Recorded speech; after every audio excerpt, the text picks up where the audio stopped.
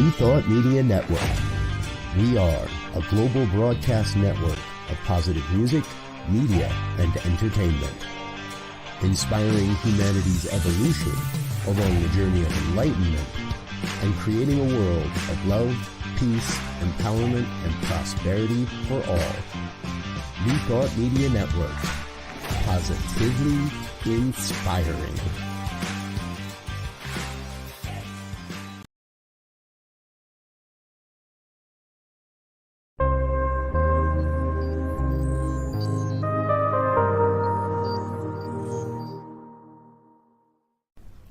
New Thought Media Network. We are a global broadcast network of positive music, media, and entertainment, inspiring humanity's evolution along the journey of enlightenment and creating a world of love, peace, empowerment, and prosperity for all. New Thought Media Network. Positively inspiring.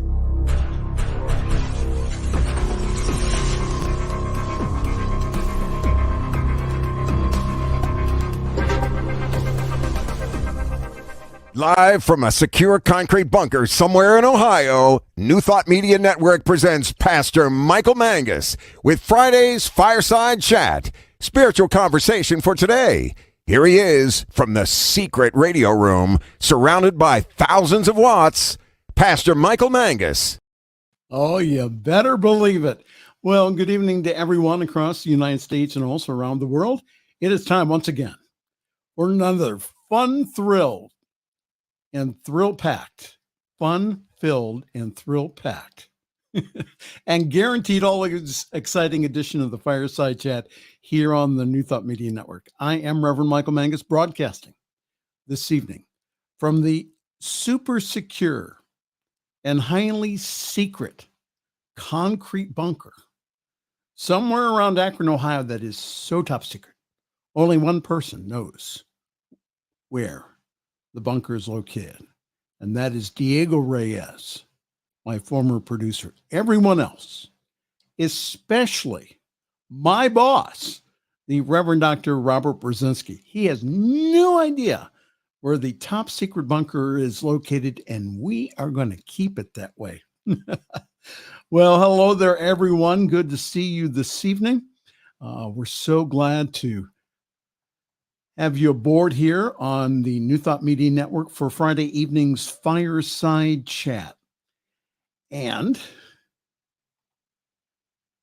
we do have a wonderful show for you this evening. So please feel free to interact with us by posting on Facebook or on YouTube. And again, if you're feeling shy out there, I know some of you just go ahead and say, I am not going to comment. That's okay. Send me an email, pastormichaelmangus@gmail.com. pastormichaelmangus@gmail.com. I'll be more than happy to read your email during the week. I don't do it during the show, but always love reading the emails during the week. So the purpose of our Fireside Chat here is to grab our cup of good stuff, cocoa or alcoholic beverage, to sit by the fireplace and to talk about what is going on in the world, and also how we as spiritually awakened individuals, how we can be a part of making and creating a world that does work for everyone. Well, once again, because he works inexpensive, back on the airwaves again, all the way from the great state of Tennessee, we welcome back Divine Science Minister Jeff Radcliff. And again, Reverend Jeff always has an interesting comment or two about the news and about how that we can apply our spirituality towards it. Jeff, how are you doing this evening? You are the reason I drink.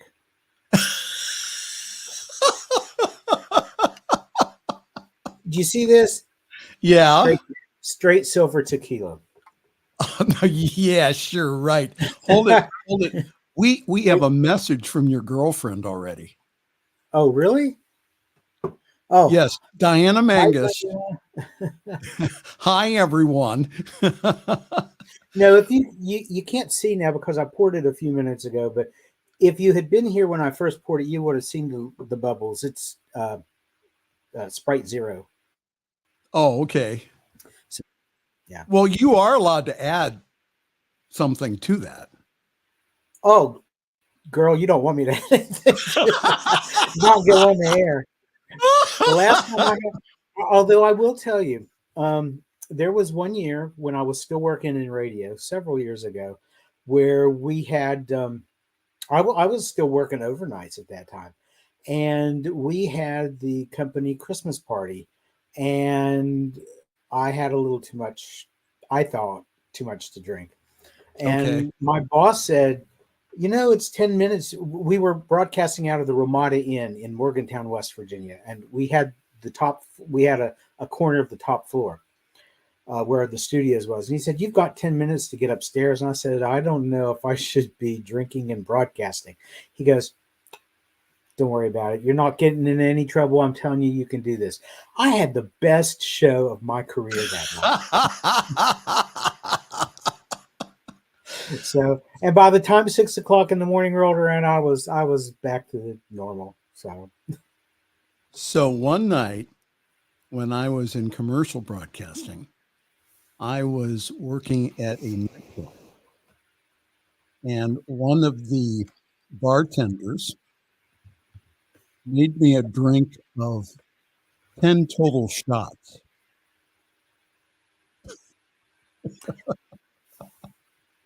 I have a joke about that. But Oh, well, okay. Well, anyhow, so what happened was I went ahead, man, I'll tell you what, I was feeling no pain that evening. That felt pretty good. All right. Do we have to go to the news? We probably ought to. And since Yeah. we're shaking up the format a little bit, we probably ought to get right to it. Well, that's okay. Well, here's your buddy. Oh, yeah. All righty then. What now? All righty then. Well, Yeah. a New York jury convicted Donald J. Trump this week on, count them, 34 felony counts of falsifying business records, brought the former president's week-long trial to a close, but ushered in a new phase of the historic case. Now in the unique position of being the first former U.S. president convicted of a felony, Trump faces the possibility of a prison sentence or probation for his crimes stemming from a hush money payment scheme that he helped facilitate ahead of the 2016 presidential election. Trump, who has been known for mounting lengthy appeals of court rulings against him, is also likely to appeal the convictions. Yeah? What do you think about that? Which could significantly delay So what his else is sentencing. new? What else is new? Currently set for July the 11th. So this is some questions here that were answered on CNN. So when will Trump be sentenced? Judge Mercan has set Trump's sentencing for 10 a.m. Eastern Standard Time on July 11th. And for now, the former president will remain out of prison as he awaits his sentencing. Prosecutors did not ask Trump to post any bond. Well, where in the hell is he going to go? Excuse my French. Where's he going to go? Well, he could fly over to the Eastern Bloc. You think so? Join Putin. Yeah, he could conceivably. Although they'd know as soon as that plane left the ground, even before he left the airport. The military would be all over that like a cheap suit. They would probably use their F-16s or whatever they fly these days to escort him back to the ground because they're not going to let him leave. Well, that's my thinking. So this is the scary part. Can Trump still be elected president? Nothing in the U.S. Constitution bars a convicted criminal from running for the nation's highest office. And this is from University of California, Los Angeles law professor Richard Hazen. He says that the Constitution contains only limited qualifications for running for office. That is being at least 35 years old, a natural-born citizen, and at least 14 years a resident of the U.S. Now it says here, will the conviction cost Trump his right to vote? So Trump is a Florida resident. However, if you have an out-of-state conviction, that whatever the laws are in that state that you were convicted, that you have to abide by them as far as voting goes. Mm-hmm.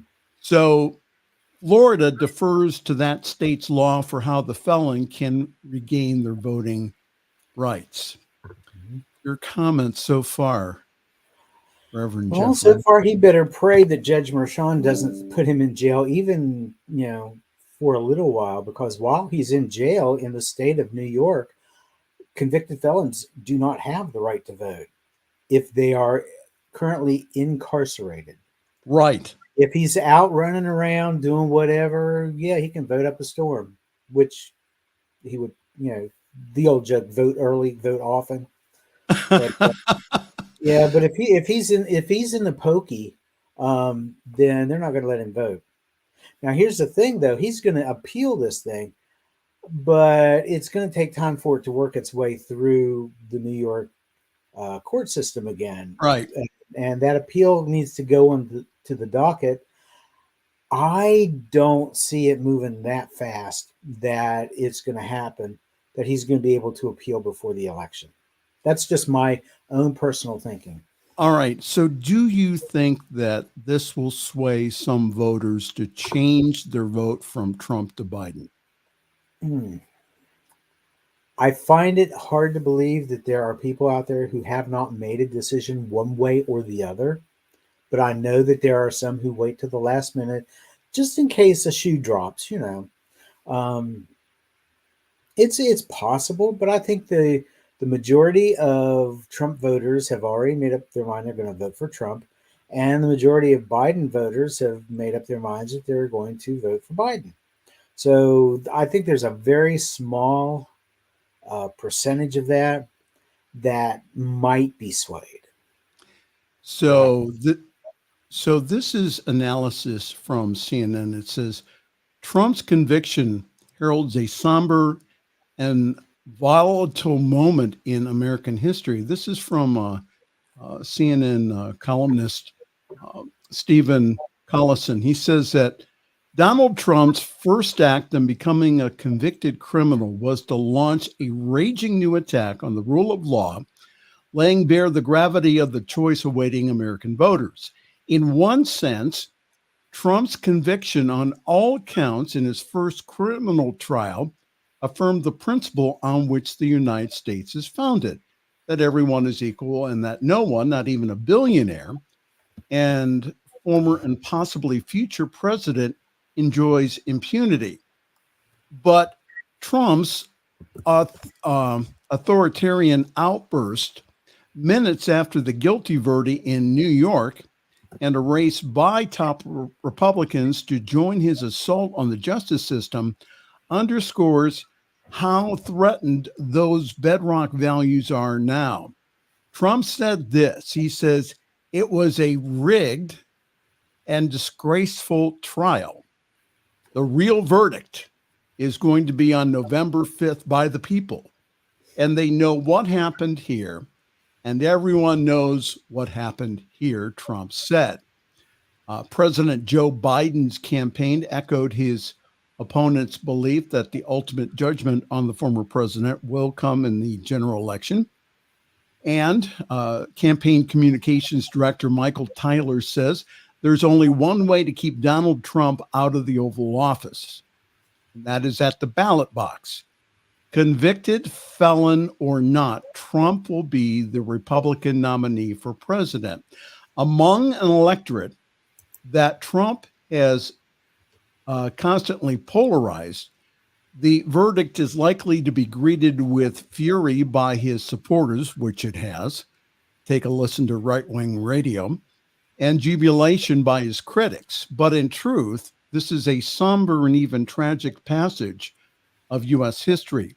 Americans have never seen an ex-president convicted of a crime, and a country already torn apart by bitter political and cultural polarization is likely in for a rocky time.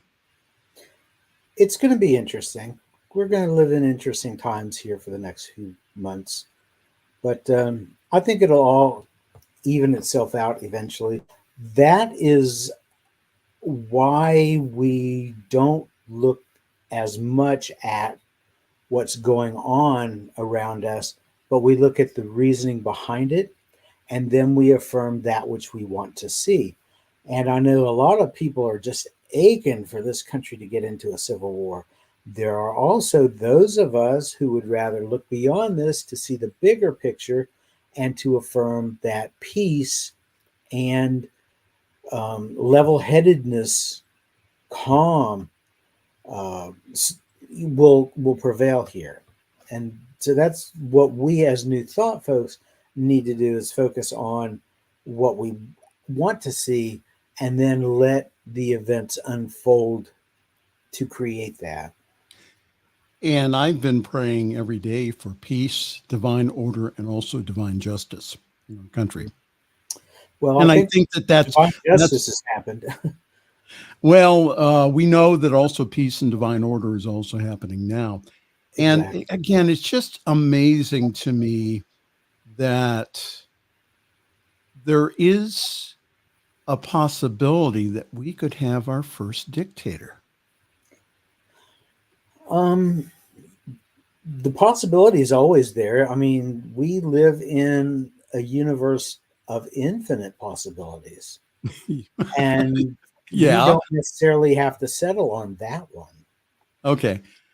Well, again, for a lot of people, though, again, I'm not going to just try to sweep it under the rug here, but again, that's a possibility, and that again, I'm encouraging all of my friends to get out and vote, vote this coming November here.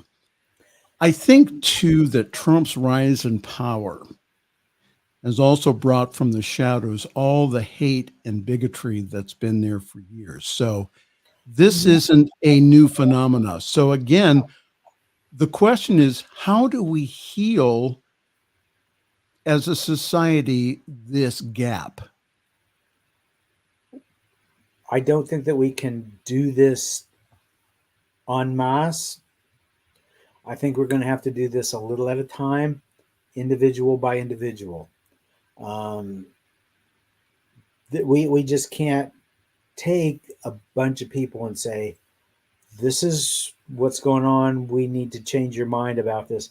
No, it's going to happen one-on-one. It's going to be neighbor talking to neighbor, family members talking to family members, and getting them to see. And that's been a tough one these past several years, getting them to see, what we see that they are being blinded to. But that's what it's going to take. It's going to take one-on-one with our friends, our neighbors, our families, because there's no way that we can do it, in one fell swoop. The universe just is not going to work that way. I mean, it could, but everything decently and in order. I don't think that falls under that category.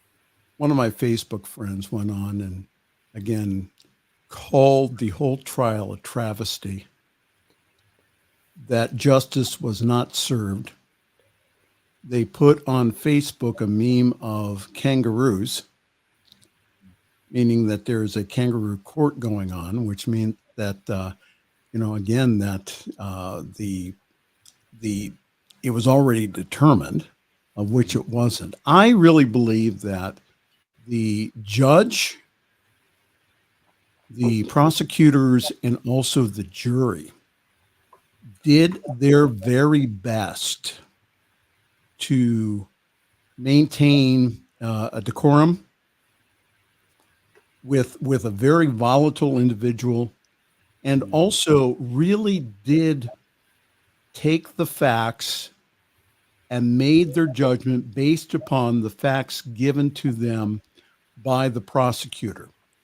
So they spent several days in discussion about this. So as far as Donald Trump receiving a fair trial, I don't think there's any question about it. He received, again, that if you and I were on trial, there's, again, it's just interesting that finally our 45th president finally has been doing deeds for many, many years, and finally he got caught. So, but again, the spin is now that it was a kangaroo court and that it wasn't a fair trial and it was all the Democrats' fault, of which it wasn't. Yeah, they failed to take into account the fact that this was the state of New York bringing charges. Right. The grand jury was made up of people from the great state of New York. The jury and the alternates are also made up of citizens of the great state of New York. They want to lay this at the feet of the White House, at the feet of the DOJ, and it never fails to amuse me, because they want to paint President Biden as this doddering old fool who's got one foot on a banana peel and the other in the Alzheimer's ward.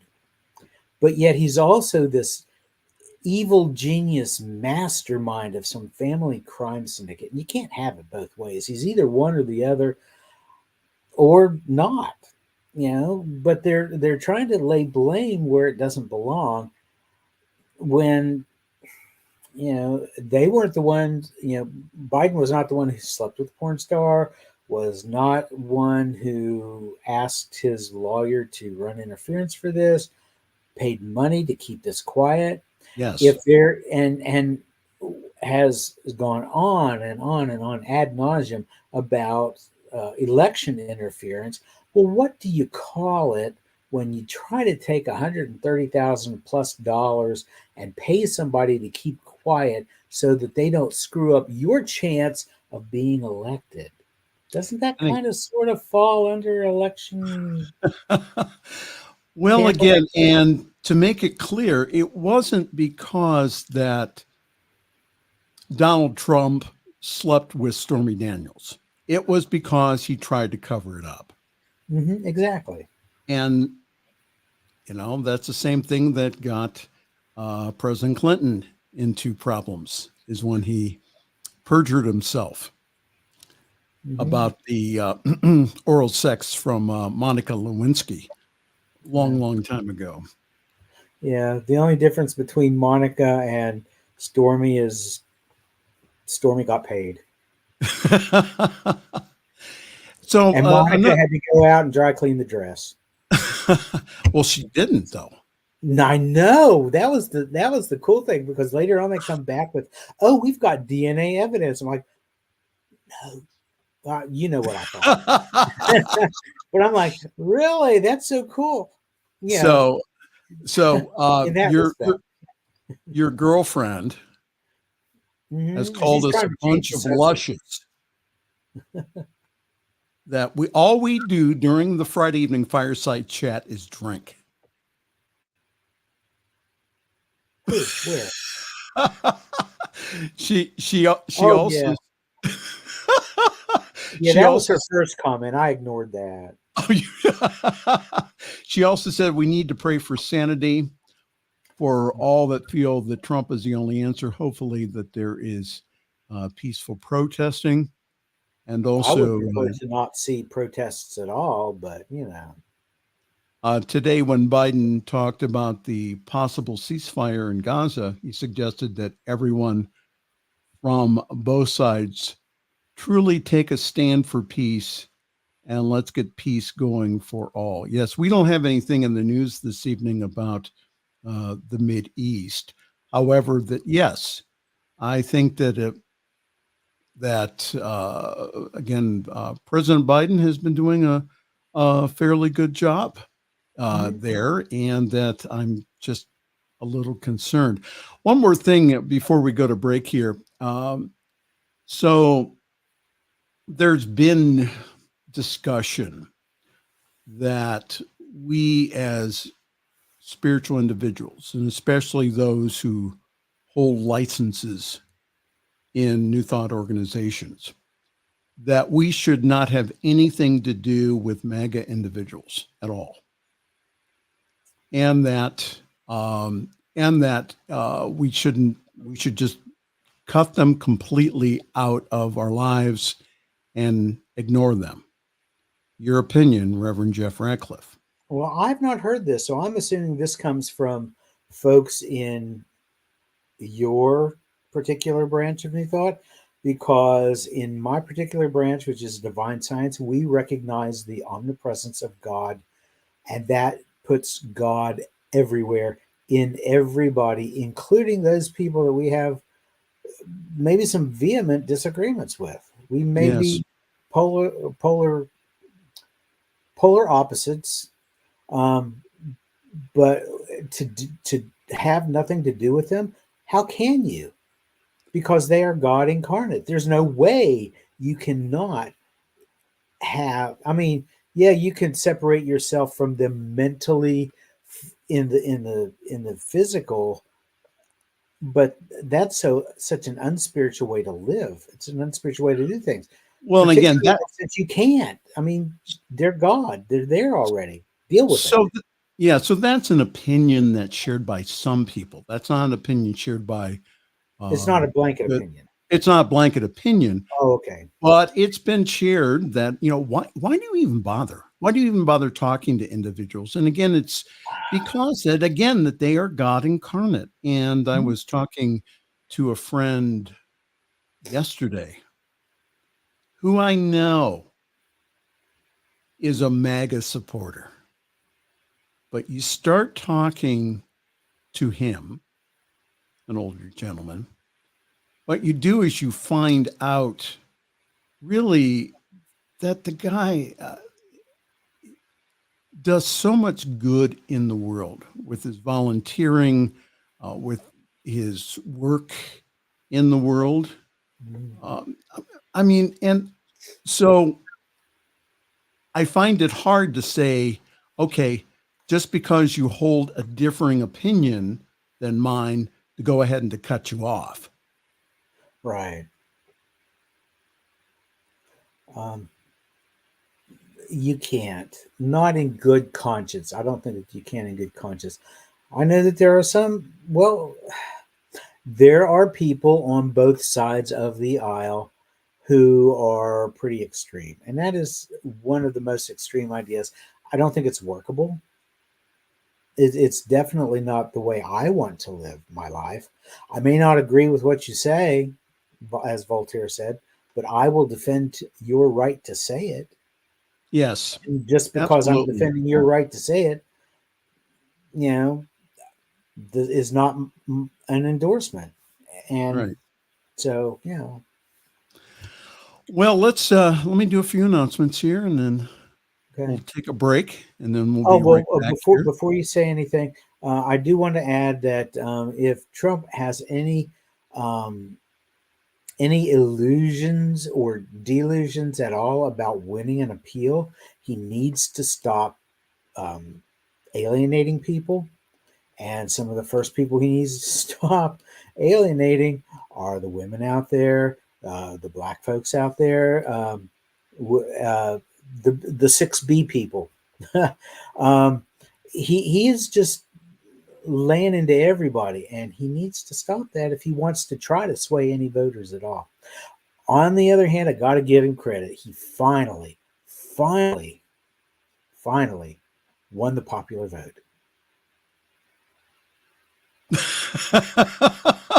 Isn't that a great joke? And I saw that online, and I thought, you know what? You got to fit that in there somewhere.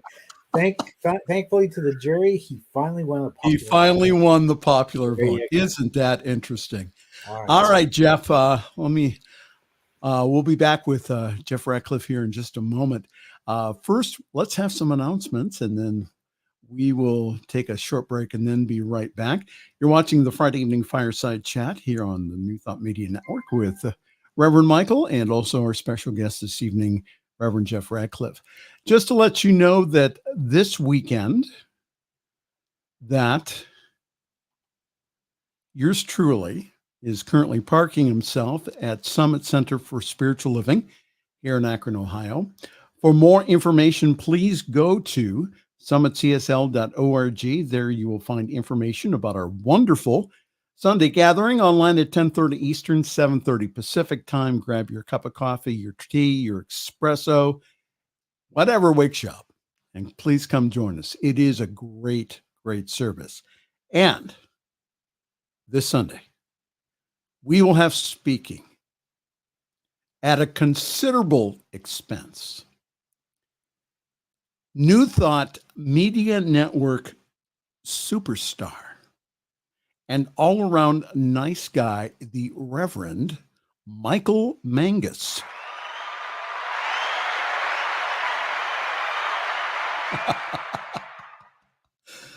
Okay. Well, listen, go to summitcsl.org for more information on how to join our Zoom call, and also our services also simulcast on the Summit Spiritual Center of Akron Facebook page.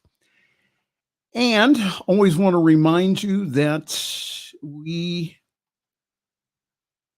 are run by your contributions, and that we are coming into the summer months, and that we still not only have bills to pay, but also that we have conferences that we are going to and other things that really do need funding.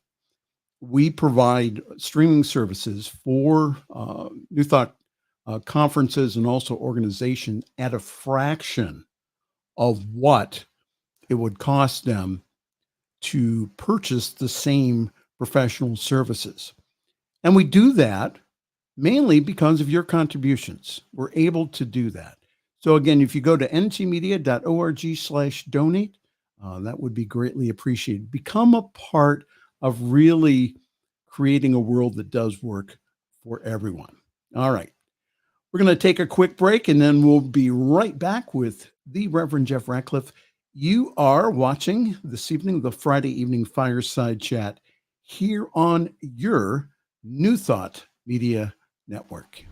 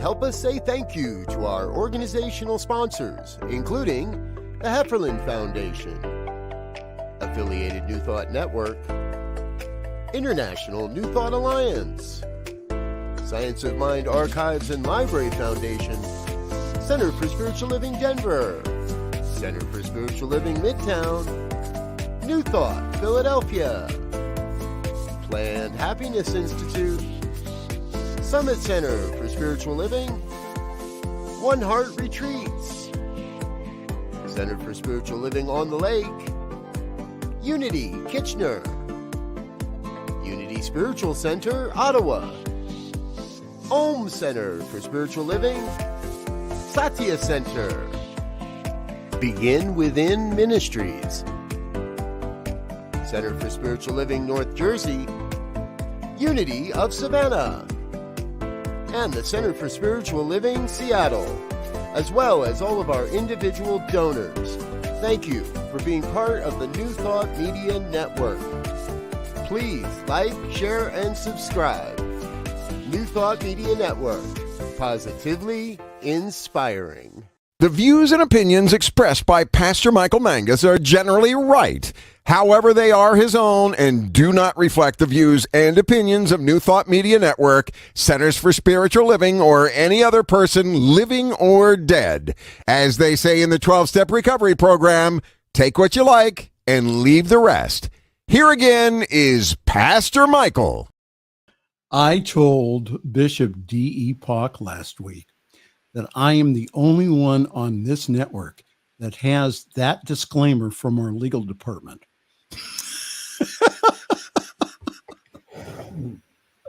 Yes.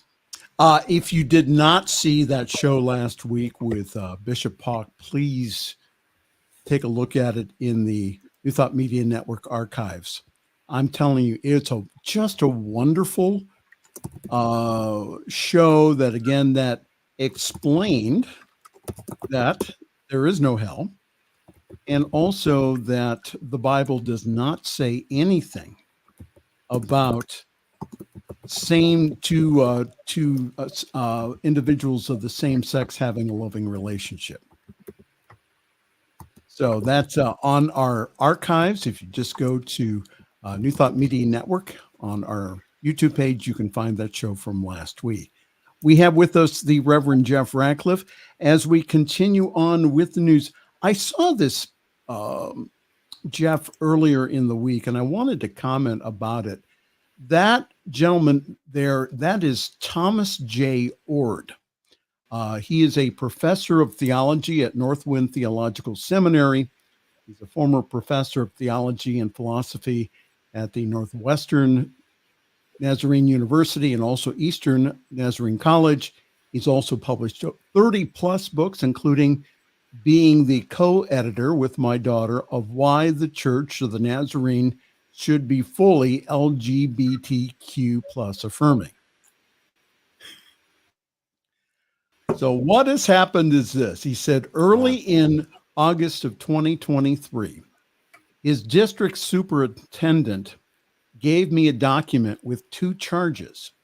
Both charges pertain to the fact that I am a straight cisgender male who fully affirms and supports queer people and wants the Church of the Nazarene to do the same. Now,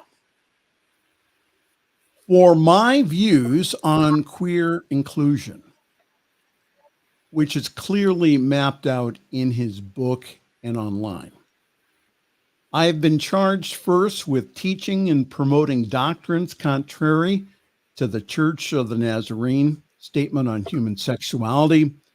Secondly, I am charged with conduct unbecoming of a minister for advocating for queer people and their allies.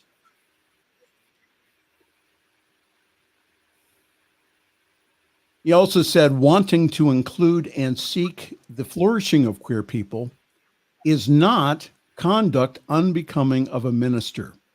It is part of the minister's central call to love neighbors as oneself. And he also wrote this. He says, despite being told in the summer of 2023 that I would face a trial in the fall of that year, I heard nothing from the denominational leadership for 9 months. Silence of silence, which sounded like this. Didn't sound like the rim shot. I pushed the wrong button. I'm sorry. But it was crickets. And he said, I began to assume that the charges had been dropped, but last week in late May of 2024, I was finally contacted about the trial. And since receiving the contact in late May, denominational leaders have tried to silence me, and they have threatened to make additional charges if I speak publicly about the trial. They want to muzzle me. And he goes on about the Church of the Nazarene, which is, if you are not familiar with that denomination, that they are very strict. I had a friend of mine who did hold a license in the Church of the Nazarene. And when he came out of the closet, he was asked to resign. So this does not surprise me.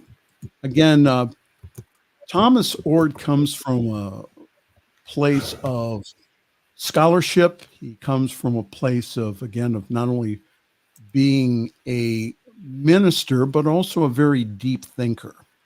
And so more than likely is this. I really think that he's going to get excommunicated from the Church of the Nazarene and stripped of his ministerial credentials. And again, without having the discussion like the United Methodist Church.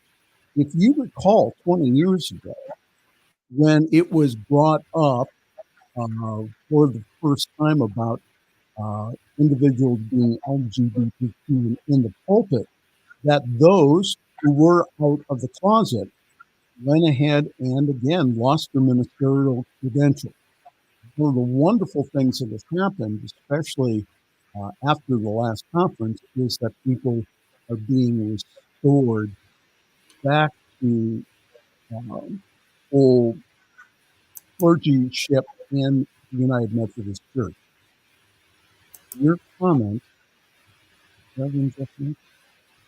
Well, first of all, I will let you know that your sound is getting kind of wonky. Okay. Much better. Okay. You I'm don't sorry. sound like you're in a well or a barrel. Okay.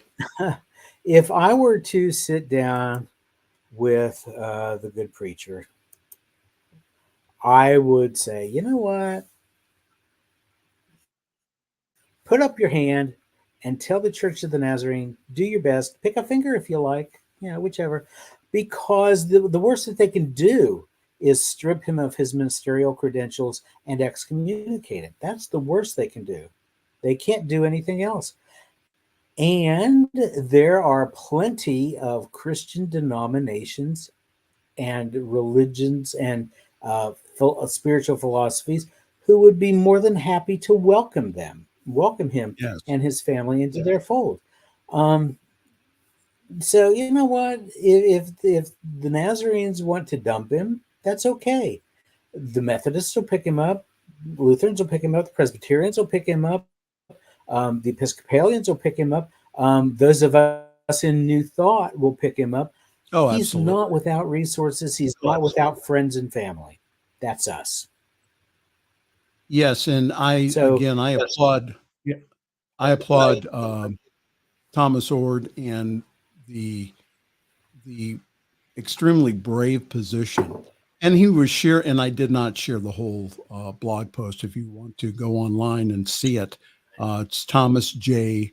Oord, Thomas J. Ord, his blog post on this. But he said that, again, that he had very mixed feelings. And to even have church charges brought against him for doing what he believes is the biblically right thing to do. And that is to honor our LGBTQ family, to welcome them into the church. From my guess is that the church that he currently serves at, I think it's in Kansas, but the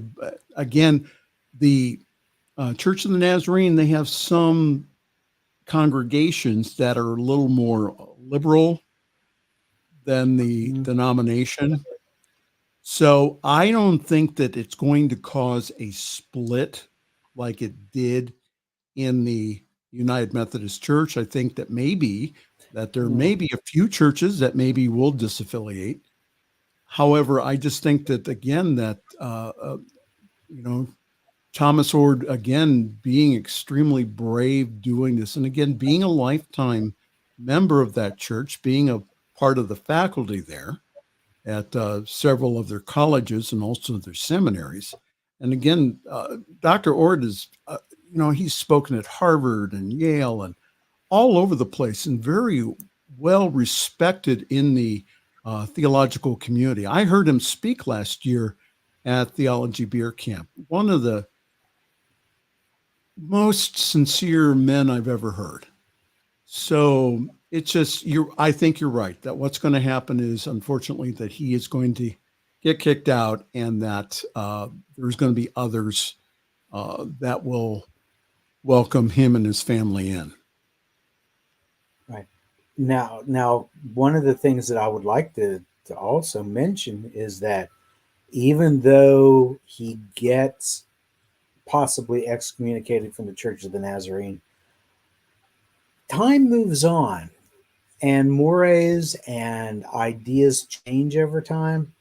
The United Methodist Church came up with a compromise that did not set as well with some as it did with others, but that's okay. To where a faction of the church moved forward. Yes. And I think that eventually we will see the same thing with the Nazarenes. May Reverend Ord live so long to see that, to be asked back to be reaffiliated, like the Methodist Church has done to some of the former pastors that it had excommunicated for being LGBTQ or LGBTQ affirming. So Yes. There's always that chance. Like I say, though, will he live long enough to see it? That's up to the Nazarenes. So you have your choice of two articles. The first one is Pope Francis apologizes for using homophobic slurs when saying no to gay priest, or lifeguard sues city because flying pride flags violates his Christianity. How can you choose? How can you choose? You can't. I'll pick one. I can't. I need to marry the two together. Let me just briefly say what I want to say about the Pope. I had such high hopes for him, and I've still got high hopes for him. But to use the particular slur that he used, and for people who are not aware of what he did, he used a particular anti-gay slur that, well, let's put it this way. British people refer to their cigarettes by this word. Yes. Okay. So if we you know what that word is, you know what that word is, then you know what the Pope kind of sort of used, and he made the world's biggest boo-boo. He opened his mouth, he stuck his foot in, he swallowed his whole body. But I still have hopes because he's trying to do the right thing.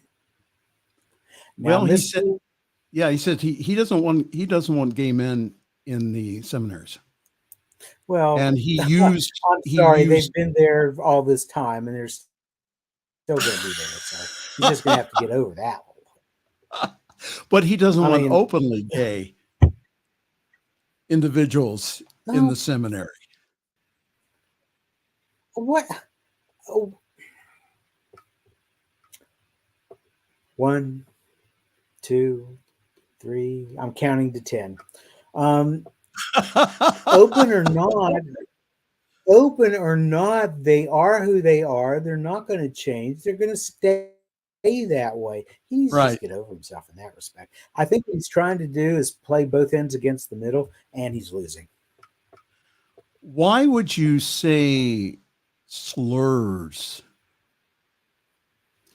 about gay men, especially when your public statements have been that gay people are welcomed into the church?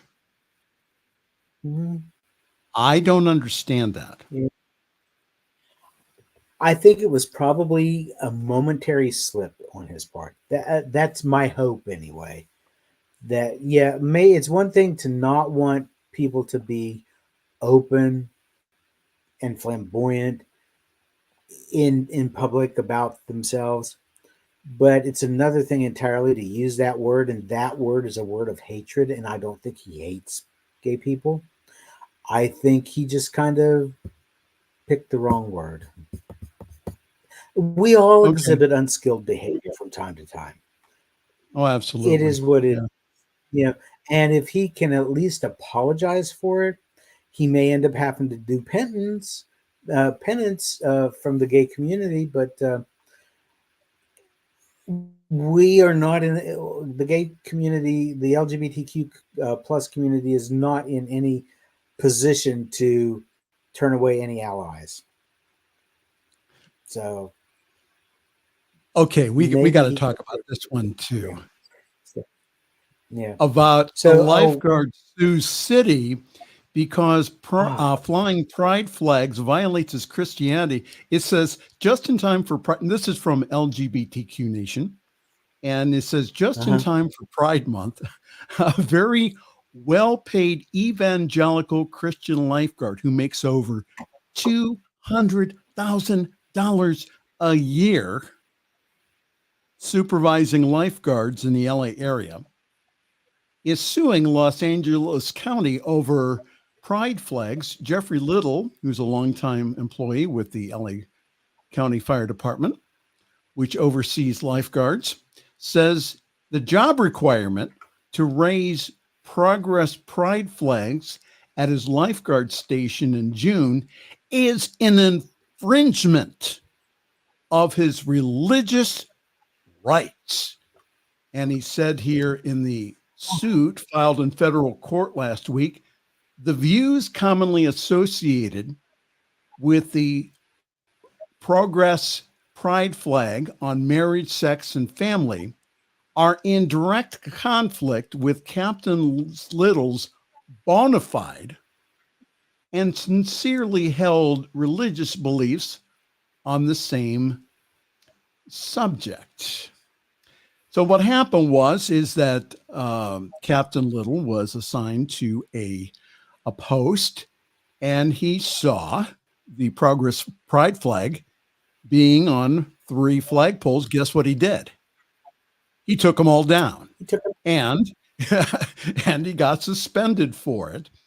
And so it says ahead of Pride Month this year, Little said he again asked for accommodations so he wouldn't have to work near the pride flag, according to the suit. And he claimed that the county hasn't subjectively engaged with him and that he was warned that he would be subject to discipline and eventual termination for failure to raise the Progress Pride flag. The complaint is seeking a standing exemption from raising the pride flag and for damages for severe emotional distress. Now, get this, how much this guy makes. Little earns $210,000. $210,000. Now, I know that the cost of living is high in California, but still that $210,000 is a nice chunk of change here. According to publicly available salary records. I'd love to see his house. What now? You'd like to see his house, huh? I'd love to see his house. Well, personally, if I was across the street from him, if I was his neighbor, I'd salary like that, he's living high on the hog south. Well, okay. Well, first of all, this reminds me of that Kentucky clerk of courts who went ahead and took the law into her own hands and said, I am not issuing marriage certificates for same-sex couples. And she got taken to the woodshed for that. I think this is the same thing. Captain Little, may I remind you, sir, that you are a public servant? If you don't like what the public, your employer, is doing for the public good, then quit. And maybe someone LGBTQ plus will get your position. You're running into my time here because we're almost out of time. Okay, go ahead. I'm keeping an eye on the clock here. All right. Here's the thing, though. First of all, I can kind of sort of understand that weird mindset that he's got because the flags are waving in the wind and all those gay vibes are going out there into the ethers, and he doesn't want to get anything on him. If I had the opportunity to sit down with good Captain Jeffrey Little, I'd give him a t-shirt and I'd say, here, dude, wear this. And on the t-shirt, because he's sitting underneath these flags, right? Right. And he's worried about these flags, and it would say no homo with an arrow pointing straight up at those flags. I doubt that he'd see the humor in that like we do, but you're right. He is a public servant. He is making a boatload of money. Yes. He needs to get over himself or find himself another position. Now, he's been doing this job for, I think it said 20 something years. 20 years, yes. So that means he's at least in his early 40s, maybe mid 40s, maybe even a little bit older than that. Mm-hmm. But I'm sure that he could still find something to occupy his time and earn a little bit of money. If he doesn't like this job, then he needs to seriously find something else. Well, Pick again, your battles, dude. And I think that you're going to die on the wrong hill here. That's what I would tell him. Here you go. Your girlfriend again agrees with you, Jeff. He was talking about the Catholic, about the Pope. Says It's been going on for a long time. The Pope needs to apologize. Yeah. And she says fanaticism needs to be erased by love and peace. Spirit, help us all. And no comment about the t-shirt? Diana, come on. Now, don't encourage her. Good joke. I mean, but oh, well, listen, Jeff, again, the time has gone by once again. I know. That's why I had to call you out on it. I'm sorry. Otherwise, I would let you just rattle on for a while. Oh, listen. Well, listen, you know what? I've enjoyed this the way that you shook up the format tonight. You like that? Yes, because it gives us a chance to give a little bit of news, talk about it, move on and give a little bit more news and talk about it instead of doing it all at once and then trying to go back and remember what we wanted to say. This puts us more in the moment. I like this. Let's do this again. Well, it's because that your girlfriend told me that she does not like my show because of the news segment. So I thought, well, you know what I'll do? I'll just go ahead and intersperse the news with Jeff and see what happens. And it was a really good show. We had a good group of people this evening. She says, can't type fast envelope. What are you talking about? She can't type fast enough. I mean, you and I are talking fast enough. Yeah. This format is better. I agree, Diana. I agree. See, so let's do this again. I enjoyed it. Thank you so much for that. Oh, you're welcome. To be part of it. And you're right. I work damn cheap, so you're lucky. Well, I'm available at the last minute. Just call me the Stormy Daniels of New Thought. I'm here. I'm easy. I'm just well, now hold it. Now we don't want to get me into more trouble on Monday morning with Robert. You send Reverend Robert to me. I'll set him straight. Jeff Radcliff, again, thank you so very much. You hang out in the green room and thank you. We'll talk afterwards. All right, time for us to go here again. Thank you so very much for spending your Friday evening with us, or you're watching us on replay.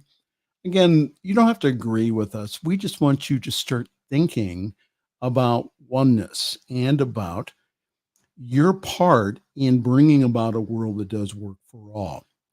On behalf of myself and also Jeff Radcliff and the rest of our staff here at the New Thought Media Network, I am the Reverend Michael Mangus. I'm going to wish you a very pleasant good night and a great week. Thanks for joining us this evening for Friday's Fireside Chat with Pastor Michael Mangus. Join us again next week at 8 Eastern, 6 Mountain for more spiritual conversations for today. For more information and replays of past shows, please visit the New Thought Radio and Media Network's Facebook page. Until next week, may God bless you richly and abundantly.